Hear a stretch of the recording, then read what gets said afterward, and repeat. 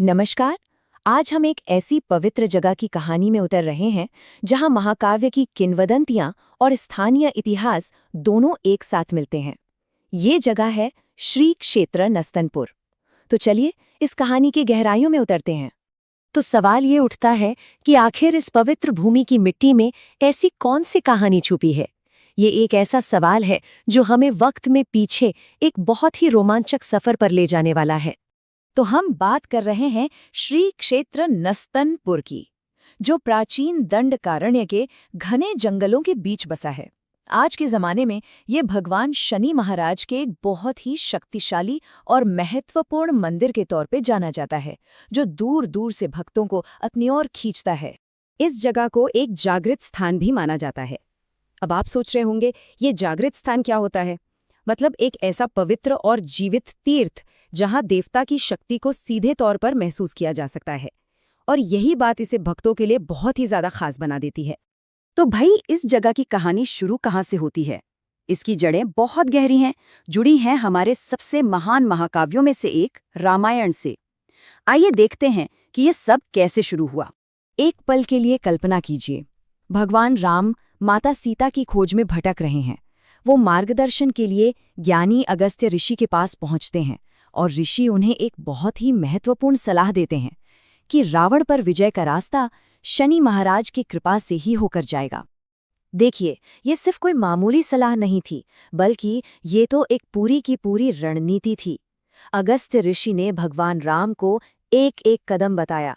सबसे पहले अपने शक्तिशाली दुश्मन को पहचानो, फिर शनि महाराज की पूजा करके दिव्य शक्ति हासिल करो, और इसके लिए अपने ही हाथों से उनकी मूर्ति स्थापित करो। यही थी रावण पर जीत हासिल करने की असली कुंजी। और इसकी सबसे खास बात यह है कि भगवान राम ने खुद इस मूर्ति की स्थापना की थी। इसी वजह से ये जगह पूर्ण पीठ कहलाती है, यानी एक ऐसा स्थान जहां आध्यात्मिक शक्ति अपने चरम पर मौजूद है। अच्छा, अब कहानी में थोड़ा आगे बढ़ते हैं। रामायण काल के सदियों बाद यही जमीन एक नई, बिल्कुल स्थानीय कहानी सुनाती है। एक ऐसे साधारण किसान की कहानी जो राजा बन गया। मिलवाते हैं आपको खोजा से। खोजा भील समुदाय का एक किसान था।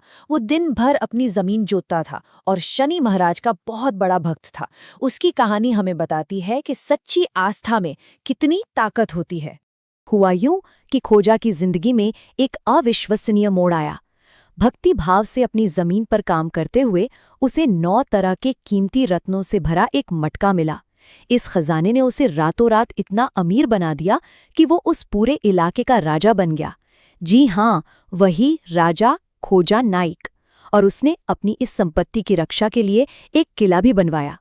तो मतलब राजा खोजा की कहानी का सार क्या है? ये आस्था के पुरस्कृत होने की एक शानदार मिसाल है।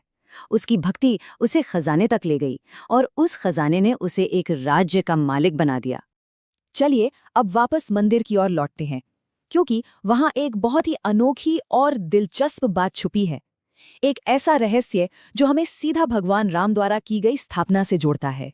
मंदिर के गर्भगृह में एक बहुत ही खास बात है, और ये कोई इत्तेफाक नहीं है, बल्कि भगवान राम द्वारा बहुत ही सोच समझकर की गई एक व्यवस्था है, जिसका एक बहुत गहरा आध्यात्मिक मतलब है।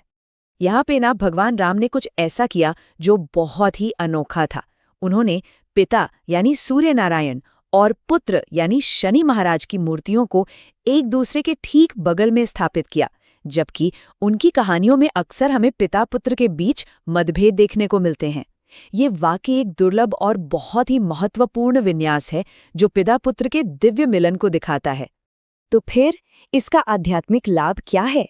मान्यता ये है कि यहाँ एक साथ दोनों की पूजा करने से परिवारों में पिता पुत्र के बीच के झगड़े और मतभेद दूर होते हैं और भक्तों के जीवन में तालमेल और समृद्धि आती है।